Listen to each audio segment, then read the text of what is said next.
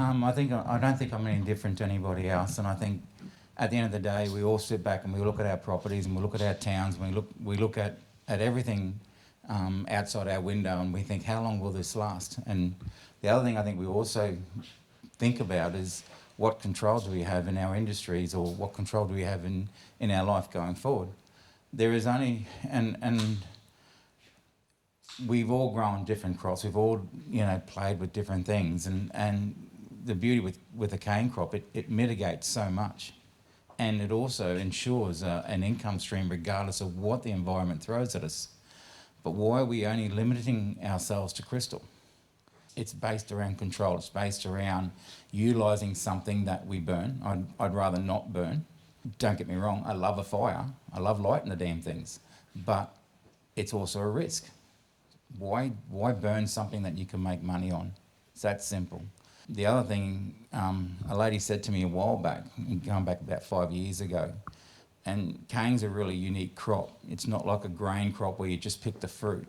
You actually take in the whole crop. It's always the whole crop. So she mentioned, and we should be looking at cane like a mining. And I just think there is so many pros with what Simon's put forward than what we're already doing.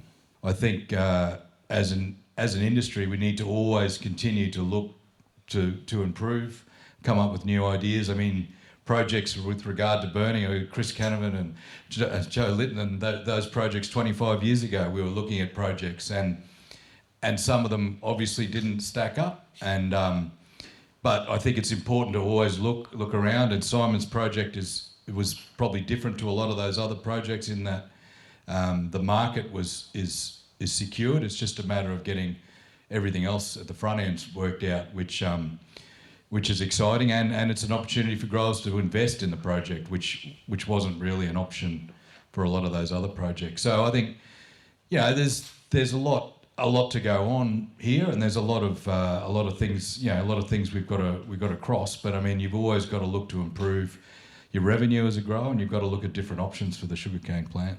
What I find appetising is we're value adding. We're adding another revenue stream that we don't have.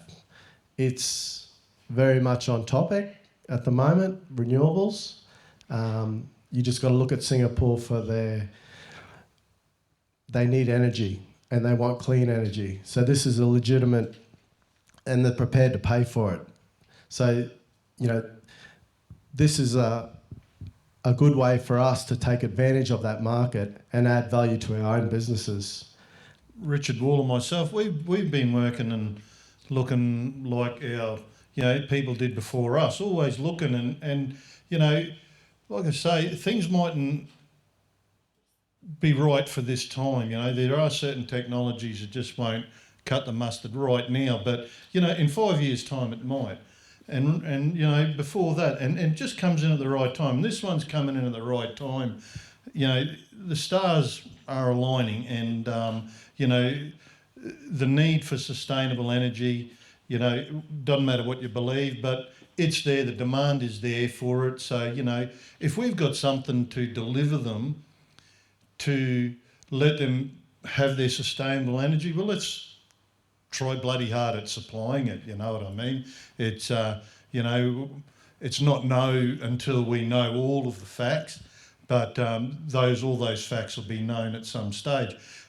This money that if you do put a financial, some money forward, well, it's not going to be taken away. I'm sure there are plenty of people in this room thinking it will never work. I've heard it said many, many times. The market situation, you seem to have that well and truly under control. And at this point, that's not the subject that we are worried about. We are worried about the logistics of physically getting the product from the paddock to wherever it needs to go, and legitimately have the manpower, the machinery power and everything to do it. At the end of the day, if you look back through the industry, and you look back at Arthur Canavan, creator of chopper harvesters. I'm sure before chopper harvesters came in, nobody could determine that it could be done. We've got, Mr. Potland, who's billet planting, who developed the billet planter, and that all come from the Burdekin. What's happening now? Everybody's billet planting. So, we just got to look at the potential of the individuals within the industry. There's a lot of smart heads out here. When it really means that there's a buck in it for us, there's value to carry that through. One of the things I have concern with is I'm really concerned that sooner or later we are not going to keep the wolves from the door, and we'll end up like Singapore, and someone will say, stop burning, boys. What's this district going to do in that situation? We really need to be ahead of the game, and we need to be in a position where that product is, who cares? Let's go and make some money out of it. So it's not just based on sugarcane. What you'll also find is that your varieties will change, because your process, your thinking will change, because you are no longer looking at this crop solely as sugar. You are now looking at it as sugar and energy. And the whole point of being with Simon or someone in this situation, I want to get paid. I want to claw back some of my ownership of this entire crop. That's what I want. But this is what farmers need to decide. Either are you happy to put 20 cents in and give it a crack? Otherwise, if we're not, and get a share in the equity. If not, well, we might as well pack it up. The simple answer is the entire sugarcane crop is money. We're just talking about tops and trash. We're not even talking about bagasse. We're not talking about sugar juice. That's not in our gambit right now. I just wanted to say there's a lot of slides there, but the one that I think some have missed, because I've had a few calls from a few growers over this project, is they've said to me $15 a tonne isn't enough to cover the extra bins and the rail and all the extra grower costs. But what Simon's proposing is that he's going to pay for all of that and take the risk of that. And after all of those costs are paid for by SkyRenewables, he's offering to pay you $15 per tonne for the tops and trash. Now, if there's not $15 a tonne left over, then the project doesn't go ahead. But there's been a bit of work done already, and if grower support for the project's there, then one of the things I'm helping SkyRenewables with is who are the experts in Brazil and Thailand and India who have done separation plants and whole of crop harvesting. Like, I get your point, Terry, they mightn't have done it in the Burdekin, and I'm sure they're going to come and talk to you when they come here, but they're going to make sure that Simon's got enough money to pay for all of the things that he's got to do, and that there's going to be $15 a tonne left over for you. And if that's not right, and I'm hearing some scepticism about it, but I just wanted to clarify that risk is not yours. That the offer is that you get paid $15 a tonne for the tops and trash, and SkyRenewables are paying for the logistics and all of the extra costs. And there'll be some experts come here when the project gets to the next step, and I've recommended a couple of them. One of them's DataGrow, the guys that built ethanol in Brazil. They're one of the ones I've recommended that can come here and really make sure that there's $15 a tonne left over for you after all of those costs are paid. I'd just like to say that a lot of people are getting bogged down in the detail, which is natural. People want to know how things are going to work, how we're going to get the cane to separation and all that. And I'll just say, don't worry about that. That's not what we're up to. Worry about that this is an opportunity, probably a once-in-a-lifetime opportunity for growers in the Burdekin and perhaps growers in Australia or Queensland at least, a real opportunity to take control of your own destiny. All this renewable energy stuff is going to happen. It's going to happen with or without our participation. But we can get in on the ground floor and actually make some money out of it, because if we don't do it now, in 10 years' time, some big corporate like Mio Farming or Rapazadas, they'll build a factory and they'll own all the land and they'll be the new Wilmars that we all hate. But that's the way we're going. Family farms, if we don't do something and actually try and get some more revenue, are going to disappear. They're just going to disappear. We need more revenue. We need more technology. We need to make the industry sexy again. We need to attract people into the industry because there's a lot of old growers here. There's some young growers, which is good, but we need more young growers. We need people that want to come and work on the land and be involved. Otherwise, we're all just going to go the way of the dinosaurs. So Simon's taking all the risk. This is probably, I've been involved in certainly representation for more than 20 years. This is the first project that I've ever seen where the growers aren't being asked to put real money at risk.